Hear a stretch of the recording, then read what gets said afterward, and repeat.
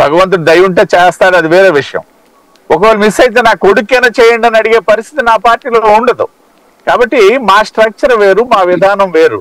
అయితే ఇక్కడ ఒకసారి మన రాష్ట్రానికే పరిమితం అయ్యి రెండు పార్టీల తాలూకా విషయాల్ని మనం ఒకసారి పరిశీలించినట్టయితే ఖచ్చితంగా ఇక్కడ మళ్ళీ నేను ఎప్పుడూ వాడే సామెతే, ఎల్లమని అంచక్కర్లేదు, పోలమని పొగడక్కర్లేదు, రెండింటికి ఒకలాగే వెళ్తారు. అంటే చెప్పే కారణాలు, బయటికి చెప్పే కారణాలు చాలా సోఫిస్టికేటెడ్ గా ఉంటాయి.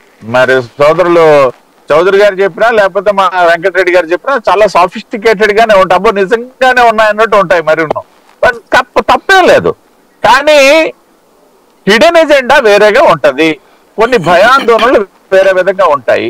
దానికి నేను ఇప్పుడు ఈ సమకాలీన పరిస్థితులకు వచ్చేసరికి ఒకసారి తెలంగాణ ఎన్నికలకి వెళ్దాము సాయి గారు. తెలంగాణ ఎన్నికల సందర్భంలో మీ సమక్షంలో కూడా నేను చెప్పా, ఆ తాలూకా ఫలితాల తాలూకా ప్రభావం ఆంధ్రప్రదేశ్ మీద ఉండదు. దానికి ప్రధానమైనటువంటి కారణం ఏంటి అనేసి అంటే, అక్కడ ఉన్నటువంటి పార్టీల మ్యాట్రిక్స్ వేరు, ఇక్కడ ఉన్నటువంటి పార్టీల మ్యాట్రిక్స్ వేరు అని నేను చెప్పడం జరిగింది. ఎందుకనేసి అంటే అక్కడ ఉన్నటువంటి అధికార ప్రతిపక్ష పార్టీలు ఇక్కడ లేవు, ఇక్కడ ఉన్నటువంటి అధికార ప్రతిపక్ష పార్టీలు అక్కడ లేవు. నేను శాసనసభని దృష్టిలో పెట్టుకొని చెప్తున్నా. కామన్ గా ఉన్నది ఏదైనా ఉందంటే భారతీయ జనతా పార్టీ, జనసేన ఉన్నాయి అక్కడ ఇక్కడ. మళ్ళీ తీసుకుంటే అక్కడ మేము మిత్రపక్షాలం, ఇక్కడ ఏ పక్షమో తెలియనటువంటి పరిస్థితుల్లో మేము కూడా ఉన్నాం జనసేనతో. సో ఈ మ్యాట్రిక్స్ నేపథ్యంలో ఆ ఫలితాలు ఇక్కడ ప్రతిఫలించవు అని చెప్పేసి నేను కాన్ఫిడెంట్ గా చెప్పడం జరిగింది. కానీ ఆ ఎన్నికల ప్రభావం మాత్రం ఆంధ్రప్రదేశ్ రాజకీయాల మీద పడింది, ప్రత్యేకించి అధికార పార్టీ మీద పడింది అనడంలో నిస్సందేహంగా మనం చెప్పొచ్చు.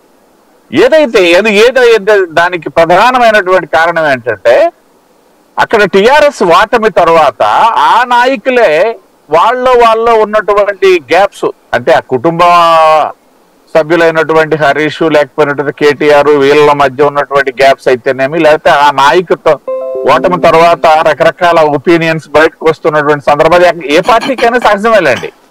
సో ఆ విధంగా వచ్చినటువంటిది ఏంటనేసి అంటే, తెలంగాణలో టిఆర్ఎస్ పార్టీ అందరికంటే ముందుగా 119 సీట్లు అనౌన్స్ చేసింది. తర్వాత ఏదో 5-6 సీట్లు మళ్ళీ మార్చుకున్నారు, అది వేరే విషయం. కానీ అలా కాకుండా దాదాపు 35-40 మందిని ఏదైతే శాసనసభకు పోటీ చేసినటువంటి వ్యక్తుల్లో క్యాండిడేట్స్ కనుక మార్చుంటే టిఆర్ఎస్ అధికారంలోకి వచ్చేది అన్నది ఒక భావన అక్కడైతే నెలకొంది. భావన అని చెప్పడానికి కూడా ఏమీ లేదు.